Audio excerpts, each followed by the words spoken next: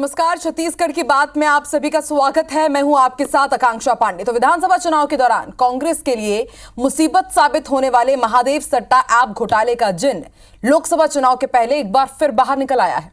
Chhattisgarh police की EOW ने पूर्व मुख्यमंत्री भूपेश बघेल समेत 21 लोगों के खिलाफ एफआईआर दर्ज कर ली है।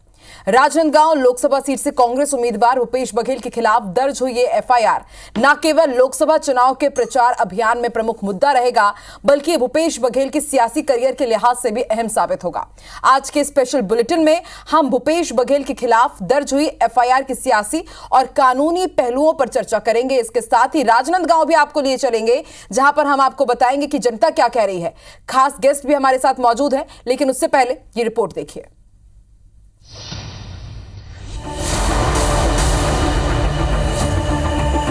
अपने फोन पर 508 करोड़ लिखिए, 508 इतना लिखिए और तुरंत आपका मोबाइल बोलेगा महादेव सट्टेबाजी घोटाला। भ्रष्टाचार की गारंटी है तो मोदी भ्रष्टाचार पर कार्रवाई की गारंटी है।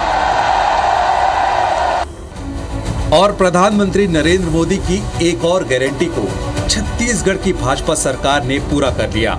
महादेव सट्टा ऐप केस में छत्तीसगढ़ पुलिस की ईओडब्ल्यू यानी आर्थिक अनुसंधान शाखा ने पूर्व मुख्यमंत्री भूपेश बघेल समेत 21 आरोपियों पर एफआईआर दर्ज कर ली है। ये एफआईआर ईडी की ओर से दाखिल की गई चार्जशीट के आधार पर दर्ज की गई है। एफआईआर में कहा गया है कि महादेव ऐप प्रमोटर को पुलिस और प्रशासनिक अधिकारियों के साथ प्रभावशाली राजनीतिक व्यक्तियों का संरक्षण प्राप्त था। इस प्रोटेक्शन के एवज में ऐप प्रमोटर्स की ओर से भारी रकम दी जाती थी। ये वही प्रोटेक्शन मनी थी जिसका जिक्र प्रधानमंत्री नरेंद्र मोदी ने अपनी चुनावी सभाओं में किया था। अपने फोन पर 508 करोड़ लिखिए, 508 इतना लिखिए और तुरंत आपका मोबाइल बोलेगा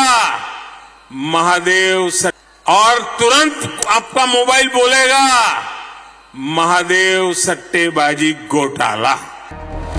प्रधानमंत्री नरेंद्र मोदी छत्तीसगढ़ के पूर्व मुख्यमंत्री भूपेश बघेल को जिस 508 करोड़ रुपए प्रोटेक्शन मनी के तौर पर दिए जाने का जिक्र कर रहे थे, इसका आरोप इस ऐप के प्रमोटर शुभम सोनी ने दुबई से जारी अपने एक वायरल वीडियो में लगाया था। इस वीडियो में वो तत्कालीन मुख्यमंत्री भूपेश बघेल को 508 करोड़ रुपए दिए जाने का दावा कर रहा था। जैसा कि मेरा मीटिंग हुआ था सीएम साहब से, तो उन्होंने बोला था कि दुबई जाओ, अपना काम बढ़ाओ और वहाँ मीटिंग करो जाके।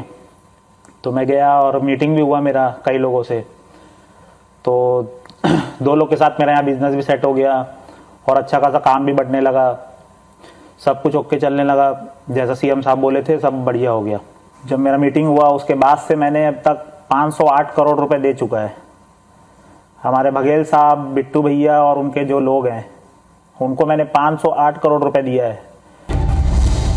महादेव ऐप मामले में पूर्व मुख्यमंत्री भूपेश बघेल का नाम पहले भी सामने आया था, जब पिछले साल 2 नवंबर को ईडी ने असीम दास नाम के शख्स को 5 करोड़ 39 लाख रुपए के साथ राजधानी रायपुर के एक होटल से पकड़ा था। ईडी के मुताबिक असीम दास ने स्वीकारा था कि उसे ये रकम महादेव ऐप के प्रमोटर शुभम सोनी की ओर से छत्तीसगढ़ विधानसभा चुनाव प्रचार में खर्च करने के लिए किसी बघेल राजनेता को देने के लिए दी गई थी। ईडी की चार्जशीट के आधार पर अब ईओडब्ल्यू की ओर से एफआईआर दर्ज कर लिए जाने के बाद भाजपा ने भूपेश बघेल पर चौतरफा हमला बोल दिया है। क्या मसला चल रहा है जनता के बीच चर्चा का विषय है, हम सब जानते हैं। कुछ बातें सामने आई हैं जिसके आधार पर ईओडब्ल्यू में अपराध पंजीबद्ध किया गया है। जांच होगा, विषय सामने आएगा। बहुत विस्तृत जांच महादेव ऐप के विषय में किया है और ईडी के इन्वेस्टिगेशन के आधार पर ये एफआईआर हुआ है। तो जैसा करेगा वैसा भरेगा। आने वाला समय बताएगा, जांच शुरू होगी और जांच के बाद में जो भी दोषी पाया जाएगा उनके खिलाफ में कार्रवाई होगी। चूंकि भूपेश बघेल पर एफआईआर लोकसभा चुनाव से पहले दर्ज हुई है और वो राजनांदगांव लोकसभा से कांग्रेस उम्मीदवार हैं, लिहाजा खुद भूपेश बघेल और बाकी कांग्रेस नेता भी इसकी टाइमिंग पर सवाल उठा रहे हैं। तो राजनांदगांव लोकसभा के चुनाव भारतीय जनता पार्टी हार चुकी है, हार मान चुकी है। ये स्पष्ट कि वहाँ के चुनाव वो हार चुके हैं और इस कारण से बदनाम करने के लिए इस प्रकार की चीज़ें लाई गई है। महादेव ऐप को लेकर एफआईआर दर्ज करना भारतीय जनता पार्टी के षड्यंत्र को दिखाता है। भारतीय जनता पार्टी लोकसभा चुनाव में घबराई हुई है, डरी हुई है। उसे ऐसा लगता है कि छत्तीसगढ़ में वो एक भी लोकसभा की सीट नहीं जीत पाएगी, तो वह कांग्रेस के नेताओं के खिलाफ षड्यंत्र कर रही है। कांग्रेस नेता भले ही एफआईआर के पीछे सियासत तलाश रहे हों, लेकिन गृह मंत्री अमित शाह ने छत्तीसगढ़ में भाजपा की सरकार बनने पर भ्रष्टाचारियों को उल्टा लटकाकर सीधा करने की चेतावनी तो पहले ही दे चुके थे। ये जो आदिवासियों का पैसा हजारों करोड़ रुपया घोटाले में खा गए हैं, उनको उल्टा लटका कर सीधा करने का काम ये भारतीय जनता पार्टी की सरकार। बहरहाल महादेव ऐप केस में पूर्व मुख्यमंत्री भूपेश बघेल के खिलाफ दर्ज हुई एफआईआर के बाद शुरू हुई सियासी बयानबाजी से एक बात तो साफ है कि विधानसभा चुनाव के बाद अब लोकसभा चुनाव के दौरान भी ये मुद्दा काफी गर्म रहने वाला है। सौरभ सिंह परिहार के साथ संदीप शुक्ला, IBC 24, रायपुर। तो महादेव का श्राप, खुलेंगे पुराने पाप। एक बार फिर से आप सभी का स्वागत है। इस वक्त हमारे साथ खास मेहमान जुड़ रहे हैं, उनका मैं आपका परिचय करवा दूं। संजय श्रीवास्तव हमारे साथ जुड़ चुके हैं, बीजेपी प्रवक्ता, और धनंजय सिंह ठाकुर भी हमारे साथ जुड़ चुके हैं, कांग्रेस प्रवक्ता है। इन दोनों का ही हम पक्ष जानेंगे, लेकिन उससे पहले आपको लिए चलते राजनांदगांव। दोपहर से ही हमारे संवाददाता राजेश मिश्रा राजनांदगांव पहुंचे हुए हैं, क्योंकि राजनांदगांव बेहद हाई प्रोफाइल सीट बनी हुई है। यहाँ से सांसद संतोष पांडे और उनके सामने है भूपेश बघेल, जिनके खिलाफ एफआईआर दर्ज हुई है। लेकिन इस पूरे मामले को लेकर, महादेव सट्टा ऐप मामले को लेकर के पूर्व सीएम भूपेश बघेल कह रहे हैं कि राजनीतिक द्वेष के कारण हुआ है। लेकिन राजनांदगांव की जनता क्या कह रही है, ये हमें बताएंगे राजेश बताइए।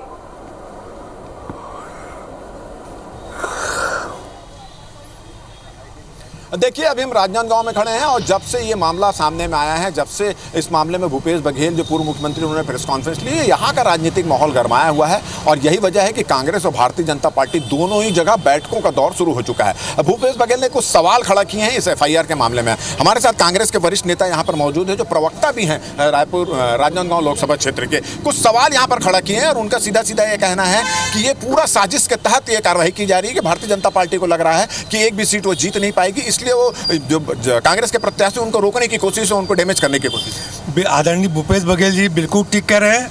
उनको मालूम है राजनांदगांव में संतोष पांडे बहुत ही कमजोर प्रत्याशी हैं। अब भूपेश बघेल जी से चुनाव लड़ने से अब संतोष पांडे पीछे हो गए, आदरणीय भाजपा आगे हो गई है। संतोष, मतलब आप मान रहे हैं कि इस केस के बाद भाजपा आगे हो गई है? नहीं, मतलब भाजपा प्रचार में आएगी। संतोष पांडे को कोई काम नहीं है, उसको तो खाली एक मुखौटा रहेगा बस। बाकी पूरा चुनाव भाजपा लड़ेगी और राजनांदगांव से आदरणीय भूपेश बघेल जी ये सारे उनके लाख षड्यंत्र कर लें, रिकॉर्ड तोड़ मतों से जीतेंगे। मैं सोचता हूँ छत्तीसगढ़ का रिकॉर्ड वो राजनांदगांव से बनाएंगे। अभी जब एफआईआर दर्ज होगा है महादेव ऐप नहीं पड़ता, ये सारी की सारी कार्रवाई जनता जानती है।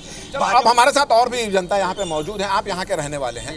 अब ये जो मामला हुआ है, एफआईआर दर्ज हो गई है भूपेश बघेल के खिलाफ, अब ये राजनीतिक जो चुनाव है वो किस मोड़ पे जाएगा? देखो, कुछ भी वो जीतेंगे संतोष पांडे जी, क्योंकि उन्होंने काम बहुत किया, शांत तरीके से काम किया, कोई हल्ला गुल्ला नहीं किया, किसी प्रकार कुछ नहीं किया।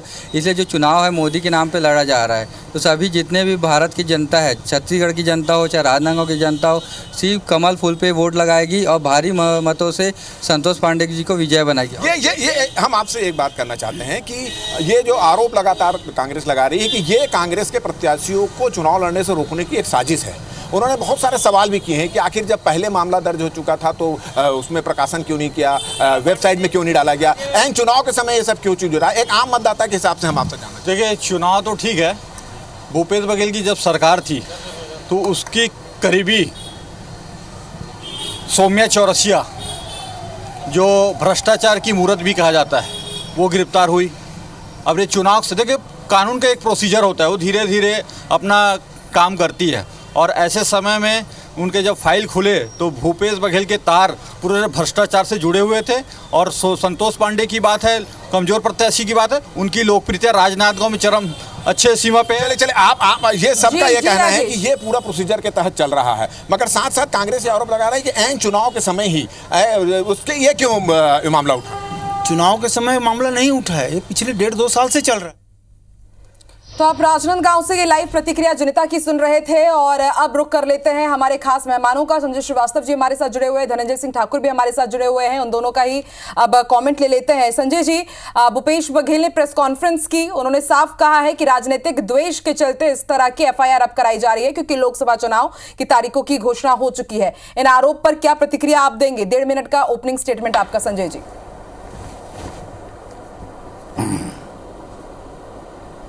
देखिए, ऐसा है, ये पूर्व मुख्यमंत्री माननीय भूपेश बघेल जी की मजबूरी है कि जिस तरीके के आरोप, जिस तरीके के एफआईआर उनके खिलाफ में हुई है, जो अपेक्षित थी, क्योंकि एक लंबे समय से मार्च अप्रैल 2022 से लेकर ये 23 निकला है, मुझे लगता है इस पर कार्रवाई और समय समय पर बहुत सारे जिन अभियुक्तों ने इनका नाम भी पूर्व मुख्यमंत्री का नाम लिया, ये हम सब ने देखा, आपके अभी चैनल पर ही हम प्रोमो में देख रहे थे इन सब चीज़ों को। तो मुझे लगता है कि ये इनकी मजबूरी है कि वो सामने आकर इस तरह की चीज़ों को पहले डिनाई करें।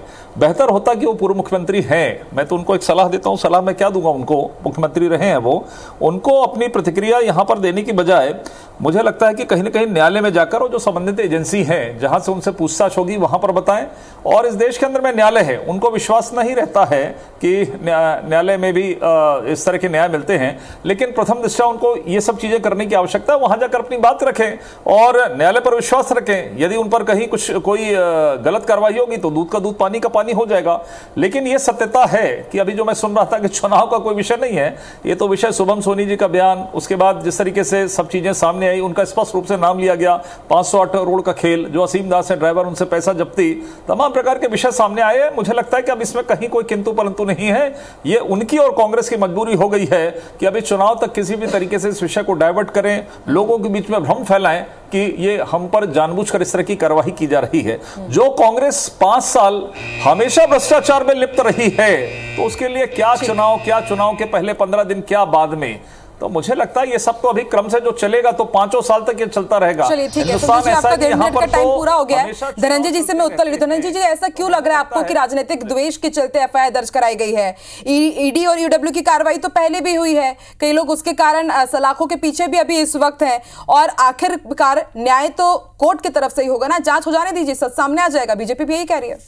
देखिए, चिंतामणि महाराज तो भारतीय जनता पार्टी में चले गए हैं, कमल छाप वाशिंग पाउडर में धुल गए हैं, और नरेंद्र मोदी जी ने उनको टिकट दे दिया है, भाजपा नेता उनका जयकारा लगा रहे हैं। ईडी ने इन पर भी तो आरोप लगाया था, तो ये समझ में तो आता है ना कि ईडी यानी कि भारतीय जनता पार्टी का इलेक्शन डिजाइनर। ईडी पहले आती है, विपक्षी दल के नेताओं के ऊपर छापामार कार्रवाई करती है, एक स्क्रिप्ट तैयार होता है, फिर नरेंद्र मोदी जी आते हैं, उस ईडी के स्क्रिप्ट को पढ़ते हैं और बड़े बड़े आरोप लगाते हैं। चुनाव खत्म होता है और उसके बाद चिंतामणि महाराज जैसे कोई भाजपा ज्वाइन कर ले तो धुल जाते हैं, जैसे पृथ्वी चौहान धुल गए, जैसे इनके असम के मुख्यमंत्री पर पहले आरोप लगाते थे, नारायण राणे पर आरोप लगाए।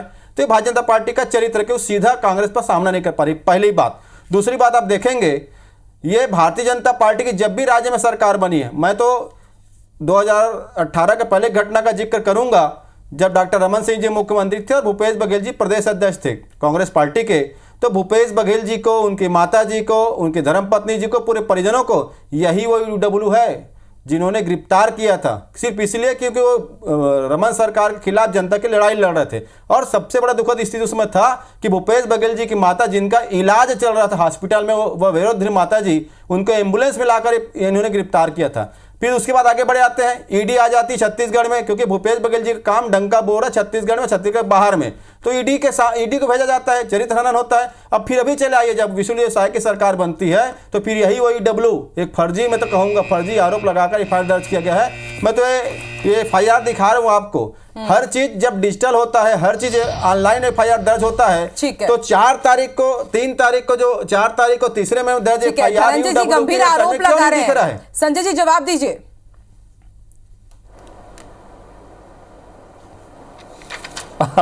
देखिए, मुझे ऐसा लगता है कांग्रेस जो है वो कहानियों पर विश्वास रखती है, और जिस तरीके से महादेव ऐप का जो खुलासा आया, जो कहानी चली, और जिस तरीके से शुभम सोनी ने दुबई में जाकर जिस तरीके से अपने बयान उन्होंने प्रस्तुत किए हैं, और विशेषकर वॉइस नोट के माध्यम से उन्होंने अपनी प्रतिक्रिया दी है।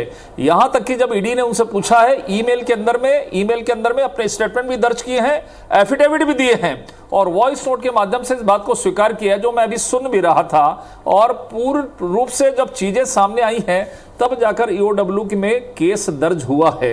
इधर उधर की बात करने से अपने पाप छुपते नहीं हैं, और किसी भी चीज को सिद्ध करने में समय लगता है।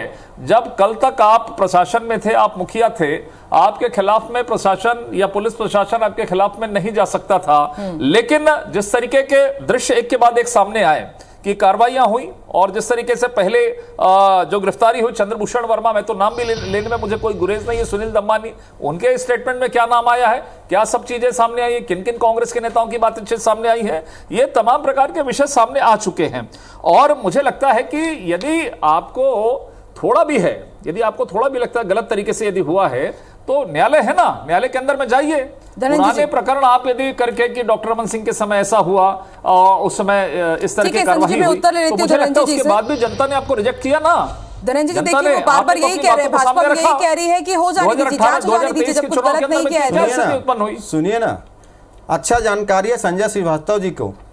सवाल ये यहाँ पे यही तो खड़ा होता है, भूपेश बघेल जी मुख्यमंत्री जब थे इस प्रदेश में, महादेव सट्टा के खिलाफ 90 से अधिक एफआईआर दर्ज हुए, 1000 खाता उसके जब्त की गई, 200 एटीएम जब्त किया गया, 450 लोगों पर कार्रवाई की गई, और केंद्र में बैठी नरेंद्र मोदी जी की सरकार को पत्र लिखा गया कि दुबई में बैठा वो सट्टा चलाने वाला जो भारतीय जनता पार्टी के बहुत करीबी हैं, उसको गिरफ्तार करिए, रेड कॉर्नर नोटिस जारी होता है। और यहाँ पर आप देखेंगे जब छत्तीसगढ़ की पुलिस उत्तर प्रदेश जाकर सटोरियों को गिरफ्तार करती है ना, तो योगी आदित्यनाथ जी की पुलिस हमारे छत्तीसगढ़ के पुलिस के खिलाफ कार्रवाई करती है। आखिर इन सटोरियों के साथ भारतीय जनता पार्टी का क्या रिश्ता है, पहली बात। और गूगल को पत्र लिखा जाता है हमारी सरकार के दौरान कि महादेव सट्टा का ऐप को वहां से हटाया जाए, केंद्र सरकार को पत्र लिखा जाता है, लेकिन आज भी महादेव सट्टा ऐप चलाया जा रहा है, तो किसका संरक्षण है? और महादेव सट्टा ऐप चलाने वालों के साथ आखिर भारतीय जनता पार्टी क्या रिश्ता है? आप दुबई से ईमेल मंगा लिए, दुबई से ऑडियो मंगा लिए, पर दुबई में बैठे उस आरोपी को क्यों नहीं बुलाए भाई? क्या डील हो गया है? क्या उस टाइप का डील हो गया है क्या? जैसे ये एक फ्यूचर गेमिंग ऐप चलाने वाले लोग ने इलेक्ट्रॉल बॉन्ड के माध्यम से लगभग 1300 करोड़ रुपए का फंडिंग किया, ऐसा भारतीय जनता पार्टी को बताते हैं। फ्यूचर गेमिंग ऐप वही है जो सट्टा खिलाता है, लॉटरी खिलाता है। क्या महादेव सट्टा वाले भी पैसे लेंगे क्या? धनंजय जी उत्तर ले लेती हूँ। ये तो कह रहे हैं कि केंद्र सरकार की जिम्मेदारी होती है, रेड कॉर्नर नोटिस आपको जारी करना था, सब कुछ दुबई से मंगवा रहे हैं, तो फिर आरोपी कब तक आएंगे? देखिए ऐसा है, जो चोरी करता है वो बड़े जोर जोर से चिल्लाता है। लगभग वही स्थिति कांग्रेस की हो गई है। शायद इनको जानकारी नहीं है, जो आरोपी ने पूरा नाम लिया उसके प्रत्यर्पण की कार्रवाई भी चल रही है। ये कोई लोकल आपका थाना नहीं कि आपने अपने थाने को सेट करके कर दिया, उसकी भी कार्रवाई सुन लीजिए, उसकी भी कार्रवाई चल रही है। और ये काम मोदी जी की, और ये काम ईडी के माध्यम से सब चीजें सामने आ चुकी है, सुन लीजिए, ये सामने आ चुकी है। और जहां तक आपको इलेक्ट्रोल बॉन्ड का मामला है ना, 20,000 करोड़ का इलेक्ट्रोल बॉन्ड निकला है, सुन लीजिए। हमने तो इलेक्ट्रोल बॉन्ड जो कि बैलेंस शीट में भी इलेक्ट्रोल बॉन्ड का उल्लेख होता है सबके, देने वाले और लेने वाले के नाम से। आप लोग इसके पक्षधर हैं कि कोई सरकारी इलेक्ट्रोल बॉन्ड मत रहे। जो कैश का धंधा कांग्रेस के जमाने में चलता था, वो काला धंधा राजनीति के अंदर में चलता रहे, इसके लिए आप इसका विरोध करते थे। और 20,000 में 6,000 करोड़ भाजपा, 14,000 करोड़ आपका गठबंधन, 302 सांसद वाली का 6,000 करोड़ का हिसाब निकाल रहे, लेकिन 240 सांसद जो सब मिलाकर यदि करे विपक्ष, तो उसका 14,000 करोड़ का इलेक्ट्रोल बॉन्ड व्हाट्सएप यूनिवर्सिटीज पढ़े क्या है क्या? तो मुझे लगता है व्हाट्सएप यूनिवर्सिटीज पढ़े क्या है क्या? जनता क्या बेवकूफ है जो आपकी बातों पे आ जाएगी? 6,000 करोड़ रुपया नरेंद्र मोदी की पार्टी को मिलता है, वो फ्यूचर गेम, लॉटरी चलाने वाला, सट्टा चलाने वाला, जुआ चलाने वाले का क्या संबंध है नरेंद्र मोदी जी का भारतीय जनता पार्टी का? 1,300 करोड़ रुपए भारतीय जनता पार्टी को सटोरिया देता है, इलेक्ट्रॉल बॉन्ड के माध्यम से सूत्र बताए हैं। लॉटरी चलाने वाले पैसा भारतीय जनता पार्टी ले, ठेका देने वाले पैसा भारतीय जनता पार्टी ले। अरे क्या देश की जनता को क्या मूर्ख समझे? अरे व्हाट्सएप यूनिवर्सिटी में भाजपा ने क्या करता हो? होंगे। वहां पर जनता को पता है कि 6,000 करोड़ रुपए का कमीशन, 6,000 करोड़ रुपए का भ्रष्टाचार, अरे वो सट्टा खिलाने वाले पैसा लेके भारतीय जनता पार्टी शर्म नहीं आती बताने में। धनंजय जी, संजय जी, ठीक है संजय जी, धनंजय जी चुनावी बॉन्ड पर हम बात नहीं कर रहे हैं। चुनावी बॉन्ड, धनंजय जी 1 मिनट, धनंजय जी 1 मिनट, संजय जी 1 मिनट, चुनावी बॉन्ड पर, चुनावी बॉन्ड या फिर लॉटरी के ऊपर बात नहीं कर रहे हैं हम। आज बहुत बड़ी चीज हुई है। अभी तक बंद क्यों नहीं किया नरेंद्र मोदी जी ने? 1 मिनट संजय जी, धनंजय जी 1 मिनट, धनंजय जी 1 मिनट, संजय जी 1 मिनट, राजनीतिक ये डिबेट को खराब करेंगे। अरे देश को खराब कर दिया नरेंद्र मोदी जी ने। खराब करेंगे 6,000 करोड़ रुपए का कमीशन और भ्रष्टाचार, डिबेट को खराब करेंगे। धनंजय जी, क्या रिश्ता भाजपा का? धनंजय जी टॉपिक पर ही रहते हैं ना, टॉपिक पर ही रहते हैं। संजय जी भी कह रहे हैं कि डिबेट से ना भटकाए। अब तक बंद क्यों नहीं हुआ? क्या रिश्ता भाजपा नेताओं के साथ? धनंजय जी, संजय जी देखिए, आप दोनों के ही नाम में जय लिखा हुआ है और इस बार चुनाव में किसकी जय होगी जनता तय करेगी। गुमराह करने बैठे नहीं, बिल्कुल संजय जी, धनंजय जी, नरेंद्र मोदी जी ने अब तक आप दोनों ही ऐसे एक साथ बोलेंगे तो जनता आपको नहीं सुन पाएगी और जनता आज का ये डिबेट देख रही है। संजय जी 1 मिनट, 1 मिनट, नरेंद्र मोदी जी अमित शाह साथ क्या रिश्ता है सटोरियों का?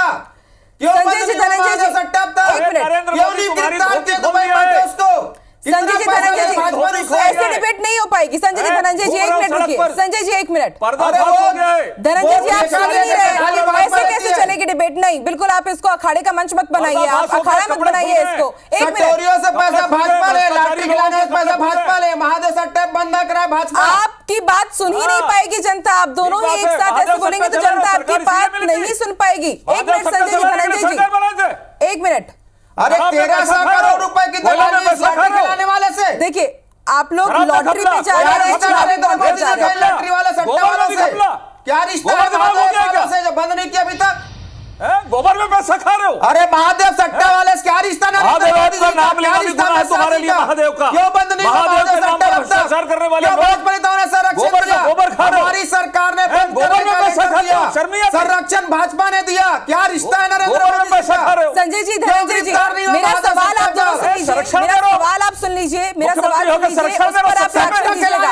संजय जी, धनंजय जी माफ कीजिए वरना मुझे दोनों को ही म्यूट करना पड़ेगा। माफ कीजिए, आप दोनों मेरी बात नहीं सुन रहे, ऐसे डिबेट नहीं होती। राहुल गांधी बनकर सबके सब 1 मिनट, नरेंद्र मोदी जी साथ क्या रिश्ता? लॉटरी धनंजय जी आप एक ही बात रिपीट कर रहे हैं, संजय जी आप भी एक बात रिपीट कर रहे हैं और जनता आप दोनों को सुनना चाह रही है। आप समझिए जरा, बेहद संवेदनशील ये टॉपिक है। मध्य प्रदेश और छत्तीसगढ़ की जनता आपको सुन रही है। मोदी जी की हालत खराब है, नाम से हालत खराब साफ हो गई 10 साल में। मुझे डिबेट बीच में ही खत्म करना पड़ेगा। आप दोनों मेरी बात नहीं सुन रहे हैं, आप लोग दोनों ही डिबेट को खराब कर रहे हैं। जनता के पैसों से जुड़ा हुआ ये पूरा मामला है, जनता का ये डिबेट हमने आज सुना है। लेकिन ना संजय जी आप सुन रहे हैं, ना धनंजय जी आप सुन रहे हैं। ये किस तरह की डिबेट है? ये ऐसे नहीं चलेगा संजय जी, धनंजय जी। जनता के प्रश्नों का आपको यहाँ पर जवाब देने के लिए हमने बुलाया, लेकिन आप दोनों आपस में उलझे हुए हैं, तो जनता के सवालों का जवाब कौन देगा? संजय जी आपसे मैं यहाँ पर प्रश्न पूछ रही हूँ, आप बताइए। यहाँ पर राजनीतिक द्वेष का आरोप आपके ऊपर लगाया जा रहा है, ये आखिरी कमेंट आपको करना पड़ेगा। अगर इस तरह के आरोप आप पर लगेंगे तो भाजपा की छवि अच्छी नहीं जाएगी। जनता के सामने अपने इमेज को साफ करने के लिए आपको भी कुछ कदम उठाने पड़ेंगे कि बार बार इस तरह के ही ये लूप क्यों? विधानसभा चुनाव के पहले, फिर लोकसभा चुनाव के पहले टाइमिंग पर सवाल उठाया जा रहा है। अरे ये नहीं, देखिए जनता की अदालत में जो सच होता है वो जीत कर आता है। हमने भूपेश बघेल के खिलाफ में चुनाव लड़ा है, सरकार के खिलाफ में जनता ने हमको आशीर्वाद दिया है। ये भ्रष्टाचारी सरकार थी, इसीलिए इनको बाहर का रास्ता देखना पड़ा है। जो चोरी करेगा वो चिल्लाकर कहेगा, इसका मतलब सत्य नहीं हो जाता है। सवाल का जवाब इनको देना है कि इनके खिलाफ में एफआईआर क्यों हुई, इन्होंने भ्रष्टाचार क्यों किया, वो शुभम सोनी ने मुख्यमंत्री का नाम क्यों लिया, वो शुभम सोनी ने क्यों कहा कि मुझे यहां पर दुबई भेजा गया है, क्यों उसने वॉइस मेल के अंदर में स्वीकार किया जो आप स्वयं टीवी के अंदर में दिखा रहे हैं। तो जवाब इनको देना है जो कटघरे में खड़ा है। जज जवाब नहीं देगा कि वो सवाल का जवाब देगा। ये तो गलत आरोप लगाएंगे क्योंकि चोरी में फंस गए। चोर कभी स्वीकार नहीं करता है, आखिरी तक लड़ता है, और जब अदालत उसको सजा देती है तब वो जेल की सलाखों के पीछे जाता है। ये हमारे यहाँ का लोकतंत्र है, ये न्याय की परिभाषा है। ठीक है संजय जी, हो गया। अब मैं इसका उत्तर धनंजय जी से ले लेती हूँ। धनंजय जी ये तो कह रहे हैं कि आपको हक ही नहीं है सवाल उठाने का, क्योंकि एक एक करके भ्रष्टाचार की पूरी परतें कांग्रेस के साथ जुड़ी हुई है। बोलिए, जवाब दीजिए। निश्चित तौर पर जनता सवाल उठाएगी, क्योंकि राज्य के मुख्यमंत्री ने जब देश के सरकार को पत्र लिखा कि महादेव सट्टा बंद होना चाहिए, तो नरेंद्र मोदी जी को जवाब देना होगा कि महादेव सट्टा ये भारत में क्यों चल रहा है। देश की जनता सवाल पूछ रही है कि जब राज्य की सरकार ने विदेश से बैठे सट्टेबाजों को गिरफ्तार करने के सवाल उठाए, रेड का नोटिस जारी किया, तो नरेंद्र मोदी जी की सरकार ने गिरफ्तार क्यों नहीं किया? इनको जवाब देना होगा। फ्यूचर गेमिंग है जो देश में सट्टा खिलाती है, देश में लॉटरी खिलाती है, वो इलेक्ट्रॉल बॉन्ड खरीदता है और सूत्रों से पता चला है देखिए हम बात कर रहे हैं, चंदा दिया है, इसका जवाब नरेंद्र मोदी जी को देना होगा। एक मिनट मुझे म्यूट करना पड़ेगा। देखिए बात यहाँ पर हम भूपेश बघेल की एफआईआर पर कर रहे हैं, लेकिन लॉटरी, चंदा, चुनावी बॉन्ड इस पर जा रहा है और यही विडंबना है। नहीं बिल्कुल नहीं, यही विडंबना है। फर्जी आरोप लगाकर जनता के ऊपर मुद्दों की जब बात हो रही है, आप लोग क्यों नहीं? आप दोनों ही यहाँ पर जो हमारे खास मेहमान है, मैं आप दोनों का यहाँ पर नमस्कार कर रही हूँ। आप दोनों का बहुत बहुत धन्यवाद हमारे साथ डिबेट में जुड़ने के लिए। आप देखते रहिए IBC 24। नमस्कार।